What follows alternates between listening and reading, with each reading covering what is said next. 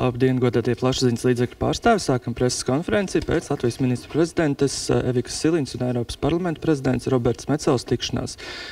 Vispirms būs īsi amatpersonu paziņojumi, un pēc tam būs iespēja uzdot divus jautājumus. Lūdzu, Latvijas ministru prezidents paziņojums.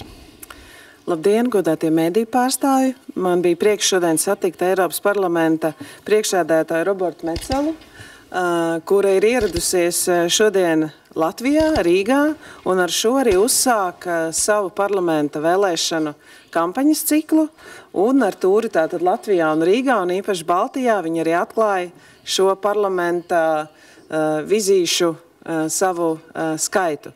Un ļoti svarīgi, ka tieši Rīgā sākās šī Eiroparlamenta kampaņa, jo ļoti svarīgi, ka mūsu cilvēki arī redz un dzird un saprot, ka tajā brīdī, kad šobrīd Latvijā ir vēsturiski augstākais uzticības rādītājs Eiropas Savienībai un mūsu iedzīvotāji pozitīvi novērtē mūsu dalību Eiropas Savienībā, ka mēs arī saprotam, ka Latvija ir Eiropa, mēs esam Eiropa un mūsu vēlētāji lem par Eiropas un Latvijas nākotni.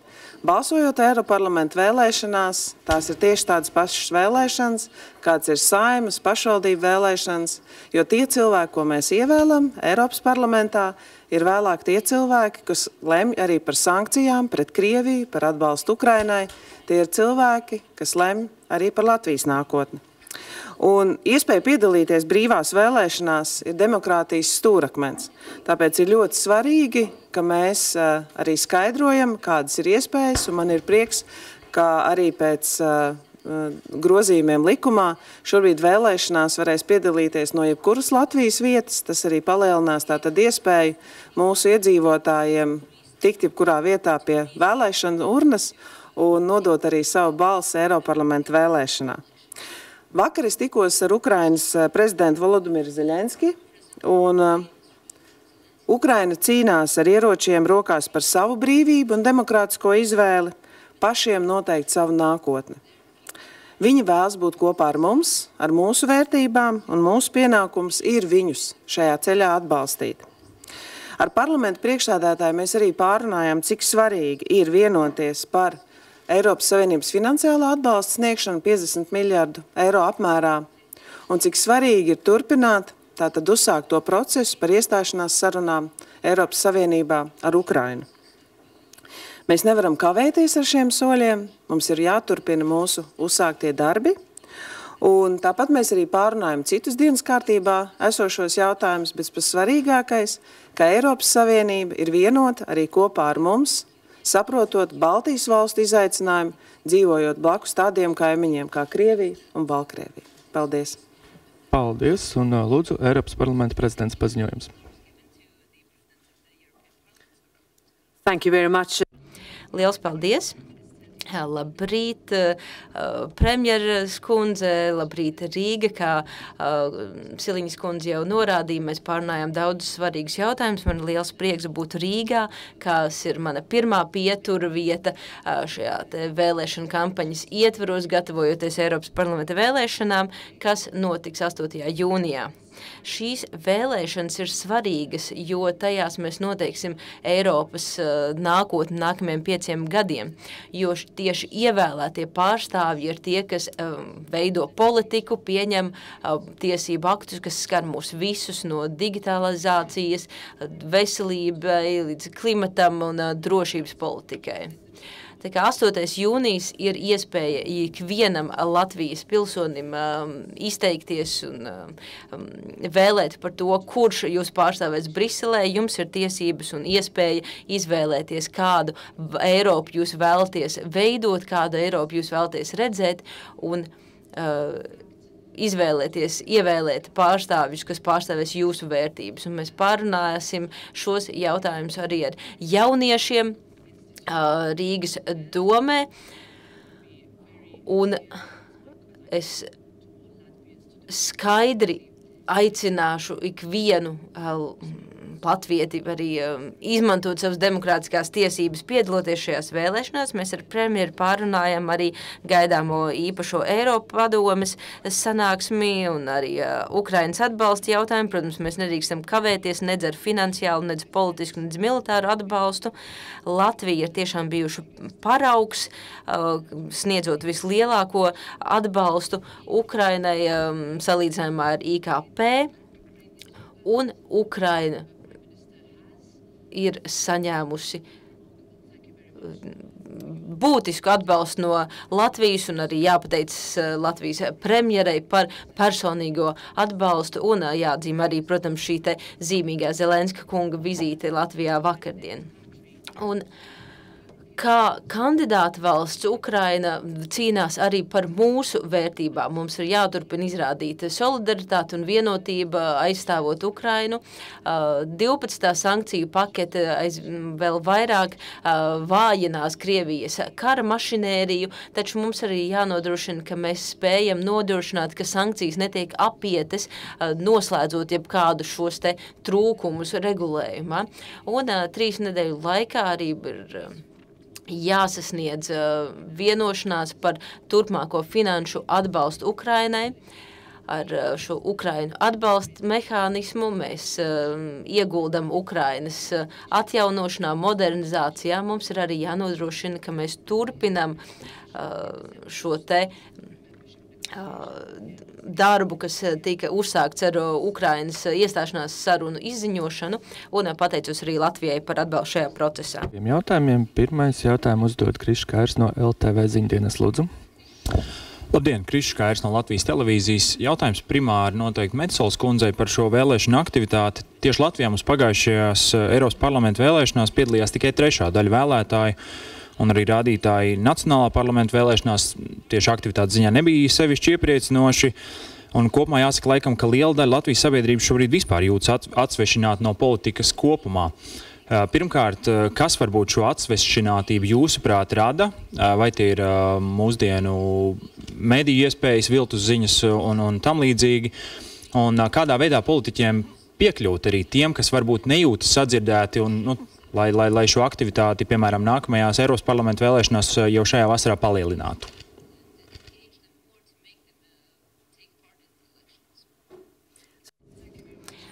Liels paldies par jautājumu.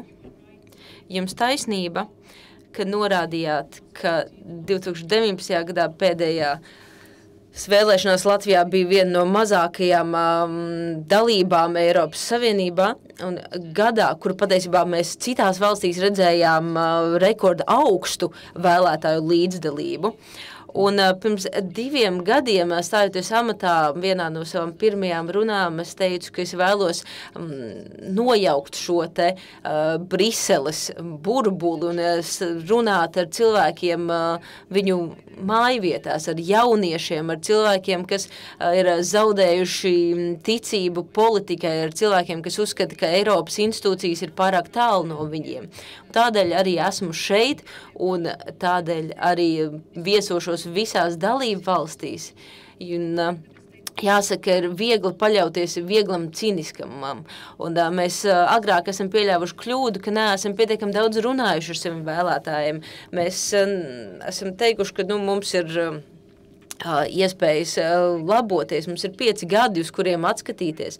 Mēs esam pierādījuši savu vienotību, nosakot sankcijas pret Krieviju, un šīs sankciju paketes ir apstiprinājuši visas dalību valstis. Mēs esam pārvarējuši milzīgu sarežģītu pandēmiju, kas ietekmēja visus dzīves jomas, un tas viss ir panākts pateicoties Eiropas Savienībai.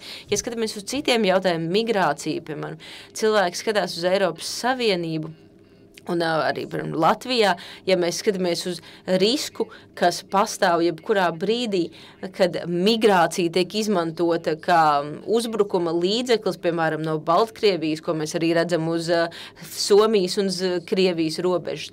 Tas viss ir kas tāds, kas tiek risināts Eiropas Savienības līmenī, un līdz ar to mans aicinājums visiem, kas skatās, visiem, kas vērtēs kandidātus nākamos 5 mēnešus, ir izvēlēties cilvēku, kas atbilst jūsu vērtībām. Jums ir iespēja mainīt Eiropas Savienības politiku, jums ir iespēja izvēlēties, kāda ir mūsu nākotne, neļaut parlamentā sēdēt cilvēkiem, kas vēlas iznīcināt Eiropu, bet gan ievēlēt tādus pārstāvjus, kas vēlas vislabāko Eiropā, vislabāko Latvijai. Līdz ar to esmu optimistiski noskaņota, nešaubīgi zinu, ka mums ar premjeri abām šis mērķis ir kopīgs, un mēs darīsim visu, ko varam, lai to panāktu. Metsolas kundzei, ka jāatzīst ir savas kļūdas, un 19. gadā patiešām vēlētāju daudzums Eiropas Savienības vēlēšanās tieši Latvijā bija zemākais salīdzinot ar citām Eiropas Savienības valstīm. Tad es domāju, tā situācija šobrīd ir arī mums, no mūsu skatu punktu, no Latvijas skatu punktu attiecībā pret Eiropu uzlabojusies. Jo, manuprāt, šajā cīņā, kurā cīnās Ukraina un kurā cīnās arī Latvija, mēs esam varējuši ieraudzīt, ka mēs tiekam sadzirdēti, mēs kā Latvija, mēs kā Baltijas valsts Eiropā esam tie, kas varēja aiznest ziņu, ko nozīmē dzīvot blakus kaimiņam Krievijai un arī Lukašenko režīmam. Brīdī, kad mēs saņēmām tādus imigrācijas diezgan nopietnus draudus no Lukašenko režīma, man jāsaka arī Eiropā arī mūs saprot, sadzird, un manuprāt, tas ir ļoti svarīgi, ka mūsu tauta, mūsu cilvēki kopā, arī jaunie cilvēki saprot, ka tikai kopā Eiropas Savienībā mēs varam būt stiprāki pret šādiem kaimiņiem, kuros nav demokrātisks režīms, un ir ļoti svarīgi, lai tāpēc Eiropā būtu politiķi, kas saprot, ka Latvijai, Baltijai, Eiropai kopumā ir ļoti svarīgi palikt vienotai, spēt pieņemt lēmumus, parādīt, ka Eiropa nav lēna. Nē, Eiropā, jā, paiet ilgāks laiks, kamēr mēs 27 dalību valstu vidū spējam novienoties, bet arī decembrī, neskatoties uz to, ka bija sajūta, ka mums varētu nebūt vienošanās par iestāšanās sarunu ar Ukrainu uzsākšanu, mēs šo vienošanos panācām. Un tas jau ir cits spēks, kad startē nevis viena Latvija, bet startē visa Eiropas Savienība. Paldies, un otrs šajā reizē, diemžēl pēdējais jautājums Gatim Suhoveckim no TV3 ziņām, lūdzu. Labdien, Gatis Suhoveckis, TV3 ziņas. Jautājums abām amatpersonām. Ņemot vērā, ka tuvojas Eiropadome, vai ir izdevies tikt skaidrībā, kā pārvarēt Ungārijas veto, lai Eiropas Savienības finansējumu varētu turpināt piešķirt Ukrainai? Paldies. Es varbūt sākšu, ņemot vērā, ka arī iepriekšējā Eiropadomē pat līdz pašām, jau Eiropadomes sākumām līdz galam nebija skaidrs, vai būs 27 dalībvalstu vienošanās. Tomēr gaitiņos, politiskajās aprindās mēs turpinājām diskutēt, meklēt risinājumus, lai mums būtu kopīgs lēmums Eiropas Savienības līmenī. Es varu teikt, ka arī šobrīd darbs notiek, un mēs darīsim visu, lai mums būtu atbalsts finansējumam Ukrainai.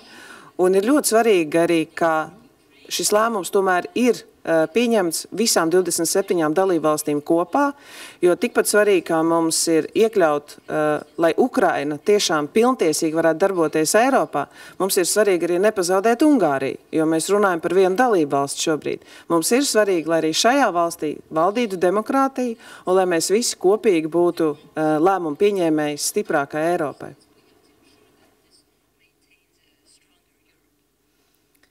Yeah, I can... Jā, turpinot premjeras sacīto, mēs esam pārvarējuši to, kas šķita neiespējami pēdējo 2 gadu laikā. Ja kāds pirms 2 gadiem man vaicātu, vai mēs šobrīd varētu šeit tā stāvēt, es nebūtu pārliecināta, bet skaties, ko esam panākuši. Mēs esam atraduši šo vienotības ar visām dalību valstīm ikvienā solī, un es saglabāju optimismu, ka mēs spēsim panākt vienošanos 1. februārī.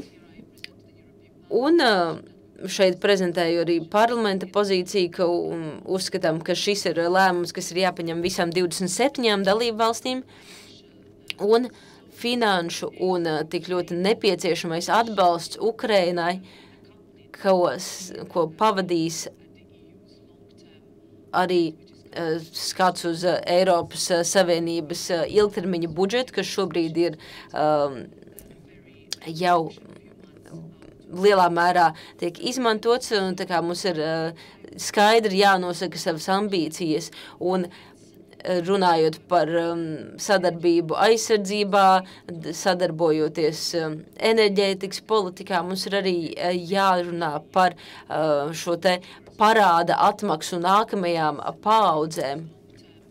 Un attiecībā uz Eiropas Savienības ilgtermiņa finansējumu mums ir tas rūpīgi jāplāno, lai mums nebūtu jāmazina līdzekļi, kas atvēlēti jauniešiem būtiskām programmām. Nākamajos mediju pasākumus. Paldies!